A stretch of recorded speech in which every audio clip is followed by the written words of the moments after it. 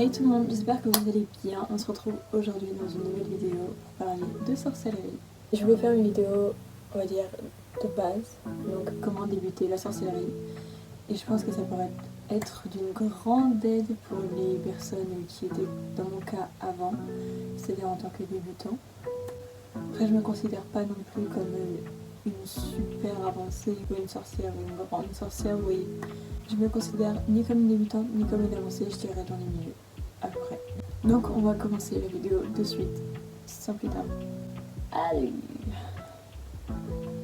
Premier point qui pour moi est essentiel, posez-vous les bonnes questions. Tout d'abord à savoir si c'est par besoin, par intérêt ou par mode. Si c'est par mode, laissez tomber tout de suite avec la masse d'informations que vous aurez à apprendre. Ça va être compliqué pour vous.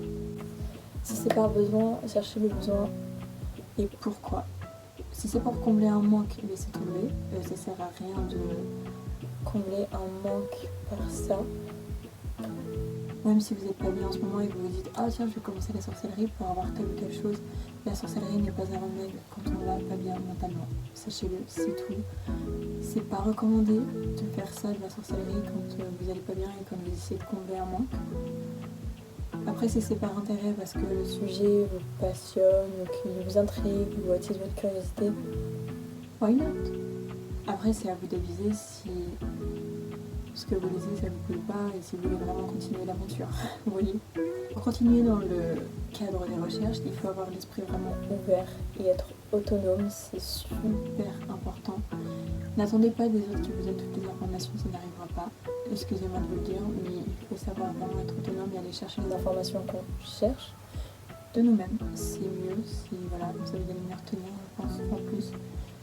Surtout si c'est des informations qu'on ne trouve pas forcément facilement, mais pour celles qu'on trouve facilement, n'allez pas demander quoi quand c'est évident.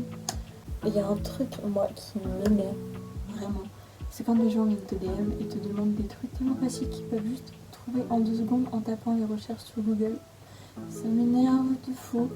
Vraiment, j'ai l'impression que Internet, ou les débutants de manière générale, viennent dans les DM et pensent que les pratiquantes de manière générale en sorcellerie sont des pages Wikipédia, des dictionnaires qui savent tout sur tout, alors que non. En fait, chaque sorcière a sa pratique qui est propre, forcément, puisque chacun ne pratique pas de la même manière. Et chacun apprend ce qu'il a envie d'apprendre, ce qui lui plaît, ce qui fait que forcément on n'est pas tous orientés dans les mêmes branches de magie. Donc vraiment, les gens qui pensent à aller chercher par vous-même, ça sert à rien. Sauf si c'est des questions vraiment où vous vous dites « Ah, je peux pas trouver la réponse directement ». Parce que, voilà, et ne nous demandez pas de faire des recherches à votre place. C'est déjà pas très cool, puisqu'on n'est pas forcément dans les mêmes registres de magie. C'est à vous de faire vos recherches, on n'est pas là pour vous balancer les infos comme ça. Après, il faut aussi se détacher des idées reçues sur la sorcellerie. Alors non, ce n'est pas de vieilles dames avec le crochu des verrues et des gros chapeaux pointus qui sont généralement avec de une peau assez terne, assez verdâtre, grisâtre, enfin une peau vieille. Et c'est encore moins de notre temps actuellement. Des gens qui tuent et qui font des rites sataniques comme les gens pensent. Petite parenthèse par rapport à ça d'ailleurs, le satanisme c'est pas ce que on nous a dit depuis notre enfance, c'est totalement pas ça du tout. Je ferai une vidéo dessus si vous voulez, même si je suis pas pratiquante de la religion, ni même croyante forcément dans cette religion-là, mais je trouve ça quand même intéressant d'en parler, parce que je trouve que cette religion, mais elle se fait tacler, parce qu'on leur a jeté la faute dessus pendant je ne sais combien d'années, alors qu'en vrai, c'est pas ça. Je trouve ça vraiment aberrant comment la société peut jeter la pierre sur une chose qui n'est pas mal, mais la rendre mal. Genre vraiment. Enfin, la société, vous allez me dire. Je suis en train de faire le montage et je me suis rendu compte que je ne vous avais pas dit une chose assez importante. Mais regardez l'histoire de la sorcellerie. Pourquoi on en est arrivé là? Enfin, pourquoi ça a commencé, quoi. Parce que c'est super important, hein. Mais juste, j'ai oublié de le noter parce que c'était tellement évident pour moi que c'est passé en travers de mes notes. Ensuite, sachez qu'il n'est pas nécessaire d'avoir 3 milliards d'outils, 3 milliards de plantes, 3 milliards de pierres, de jeux de cartes. Vraiment, l'intuition a sa place de manière majoritaire dans la sorcellerie. Apprenez à découvrir vos énergies, à manipuler les choses grâce à vos énergies et à poser votre attention avec vos énergies. L'énergie et l'intention, ça va ensemble. Et ce sera déjà un bon début. Vous lancez pas dans la quête des choses genre ultra grandes en mode ouais, si je fais ça, machin. Non, protégez-vous si vous comptez vraiment faire ça, et à vos risques et périls. Si vous vous lancez dans une quête trop grande pour votre petit niveau, c'est comme se lancer dans des fonctions en maths alors qu'on sait à peine faire des divisions. Voyez-vous. Voilà. Ensuite, je vous conseillerais de commencer vraiment doucement.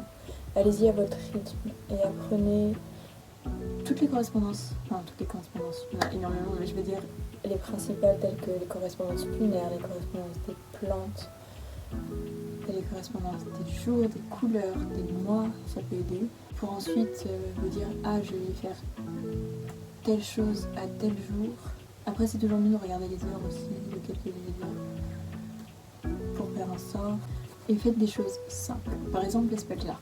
Je ferai une vidéo dessus parce que je trouve que sur TikTok, c'est pas forcément expliqué et les gens ils mettent des trucs comme ça. Après, je suis sûre qu'il y a plein de gens qui recopient et qui savent pas forcément à quoi ça correspond. C'est pour ça que c'est important de regarder les correspondances pour savoir ce que vous allez mettre dans votre spell jar, par exemple, quand vous allez commencer. Parce que sur TikTok, il y a plein de baby witch, il y a plein de gens débutants qui juste mettent des vidéos comme ça.